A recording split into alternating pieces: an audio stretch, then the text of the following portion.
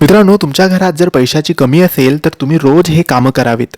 मित्रांनो, आपल्या प्रत्येकाच्या घरामध्ये आपण थोडा का होईना पण पैसे कमवतो. पैसा कमावतोच, पैसा घरात येतो, पण महिना संपण्याआधी आपला पैसा संपतो. पैसा तर येतो पण त्या पैशात बरकत राहत नाही, पैशाची सेविंग होत नाही. मग अशा वेळेस काय करावं? तर अशा वेळेस दैनंदिन जीवनात आपण काही कामं करू शकतो. याने पैशाची कमी जी असते ती कायमची दूर होते आणि पैशाची बरकत आपल्या घरात होऊ लागते, सुख समृद्धी नांदू लागते. यासाठी आपण रोज सकाळी उठल्यावर एक चिमूटभर साखर घ्यायची आहे आणि आपल्या घराच्या बाहेर एखाद्या साईडला कुठेतरी कोपऱ्यात मुंग्यांसाठी टाकायची आहे. त्यानंतर दररोज गाईला आणि कुत्र्याला एक चपाती खाऊ घालायची आहे.